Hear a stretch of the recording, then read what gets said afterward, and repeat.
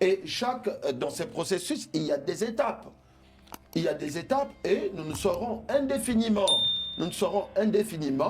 attendre que la paix, elle vienne du ciel.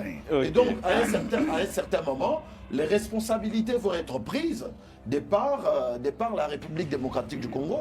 Mais sauf que pour le moment, les chefs de l'État, et depuis toujours, a choisi la voie diplomatique. Et nous devons ici, autour de cette table, sur ces plateaux, reconnaître que diplomatiquement, le Congo, il a gagné beaucoup de points diplomatiquement. Nous avons gagné beaucoup de points diplomatiquement. Les doyens, Lucien l'a reconnu ici, qu'avec la signature de l'accord cadre, Félix Tshisekedi a réussi de pouvoir mettre aussi la communauté internationale, mais ça, c'est pas d'aujourd'hui. Mais sur le terrain, les choses n'avancent pas concrètement. Ça va bouger, ça va bouger. Cher Dadi, je vais utiliser un peu ce que disent les gens, à savoir la diplomatie de la cachotterie. Que répondez-vous aux gens qui vous disent que Tshisekedi est perdu parce que dans ce jeu à trois, il y a deux qui sont d'accord, les États-Unis et le Rwanda, contre Tshisekedi.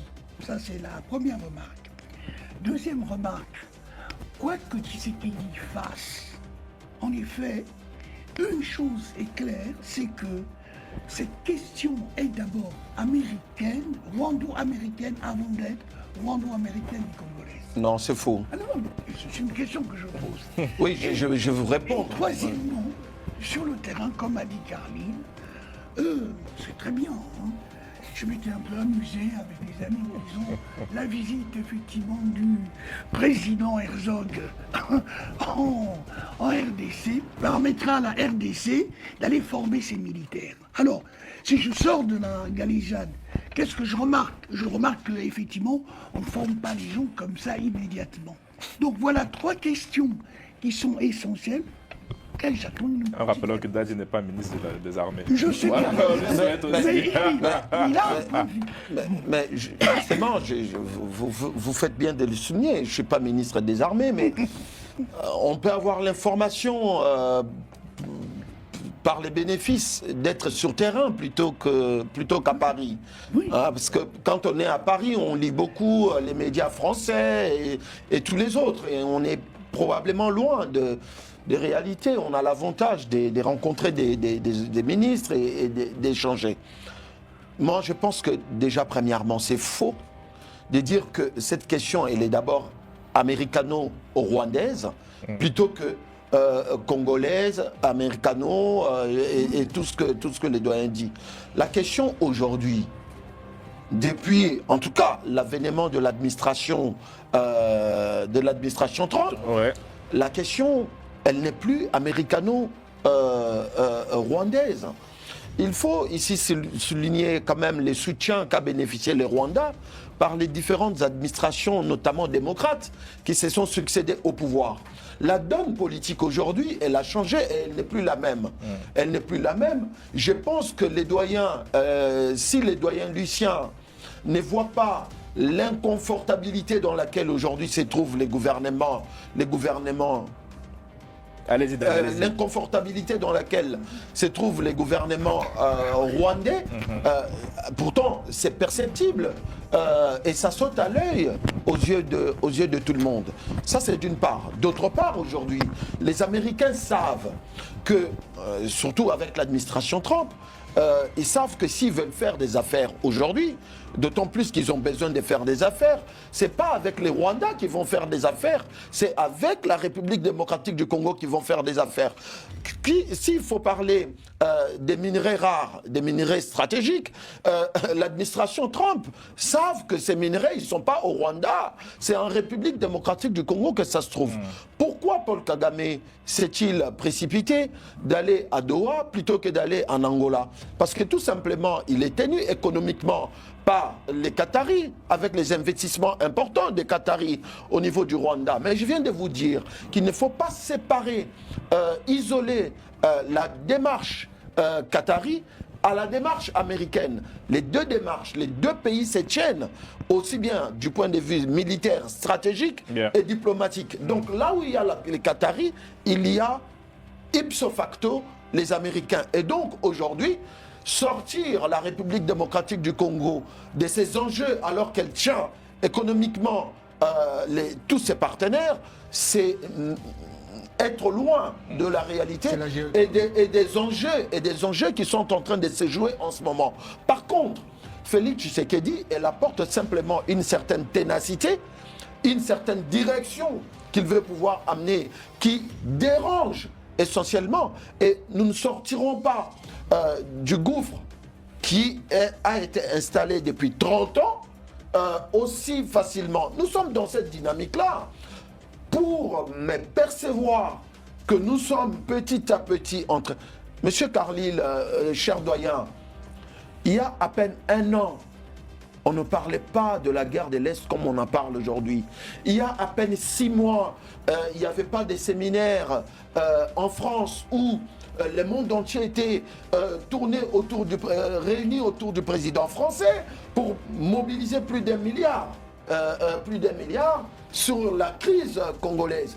Donc, il n'est pas reconnaître cette dynamique diplomatique, cette efficacité diplomatique et sortir la RDC de ces enjeux, je crois que c'est méconnaître ce conflit dans sa durée et les lueurs sur lesquelles nous sommes en train de partir. En fait, c'est pas qu'on ne reconnaît pas les avantages de la diplomatie, mais bon, ceux qui nous regardent, ils sont nombreux à nous regarder depuis Bukavu, depuis Goma, se disent, mais c'est très bien, mais on peut les comprendre. Sur le fond, ce comprendre. que nous vivons, je voulais juste apporter une phrase par rapport aux relations avec les États-Unis. Au sortir de la fin de son mandat, le président Biden est parti à Luanda pour le fameux corridor de Lobito. Pourquoi? Parce que je l'ai toujours dit dans cette émission, le curseur n'est plus à Kigali, contrairement à ce que vous pensez. Le curseur est à Kinshasa. Maintenant, c'est la capacité de l'intelligence, de la diplomatie pour capitaliser ce curseur-là. Et pour l'armée, je suis un ancien de la force publique, le président Tshisekedi est venu trouver une armée infiltrée à travers les brassages. Par exemple, il a refusé les brassages. Et les brassages, ça a été la cinquième colonne qu'utilisait le Rwanda. Et donc, brassage et en même temps une armée sous-équipée parce qu'elle était quasiment dépendante des orientations plus ou moins qui... Et je l'ai dit, je le répète, et pour moi c'est pas une affirmation gratuite.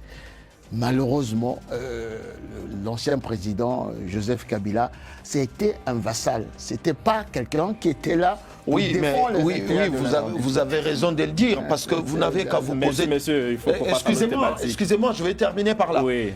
Il a raison de le dire, militairement parlant, par rapport à l'ancien régime.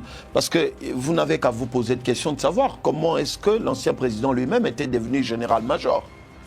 Quand on sait, dans l'armée, les parcours qu'il faut faire pour pouvoir devenir général. Et donc, l'armée, elle a été inféodée. Soyons sérieux, chef Dadi, pour devenir général en Afrique. Je ne parle pas de devenir général en Afrique. Je parle de devenir général tout court. Oui. Donc, on sait le chemin. Monsieur Félix Tshisekedi n'a pas été élu l'année dernière, donc il faut préciser aussi pour la bonne compréhension. L'année dernière, comment ça? Il n'a pas été élu l'année dernière, il est là depuis 2019, monsieur. Non, monsieur Carlyle. Non, il faut apporter un peu de nuances de papier. Monsieur Carlyle. Oui, je l'attends. Monsieur Carlyle. Dernière information. Monsieur Carlyle. On passe à notre thématique. Vas-y. Tshisekedi n'a pas été élu en 2025. Je suis d'accord avec vous. Bien sûr. Mais c'est un processus. Écoutez, moi je prends la parole aussi au nom de ceux qui sont sur le terrain, qui vivent la situation. Donc ils ont besoin de sécurité et je dois le dire à justice. Il a dans son acte plusieurs flèches. J'ai une question à vous poser. Le volet militaire. Et donc logiquement on attendait, si les gens du M23 continuent de faire les blaireaux, comme on dit. Il faut tabasser. Bravo. J'ai Bah, une c'est question, mon idée. j'ai une question pour vous, Monsieur Carlyle, même si ce n'est pas mon rôle. J'ai une question. Est-ce que savez-vous qui s'est opposé à un certain nombre de députés nationaux qui, à un certain moment, ont évoqué la question de la suspension des états d'urgence dans le nord, le sud et le sud Kivu et l'Ituri? Mais c'est la population de ces provinces-là qui reconnaît l'implication de certains acteurs, même qui sont à Kinshasa. Le président Mbosso l'a dit en son temps. C'est pour dire quoi? C'est pour dire que cette population, elle est bien consciente que la dynamique d'hier et la dynamique de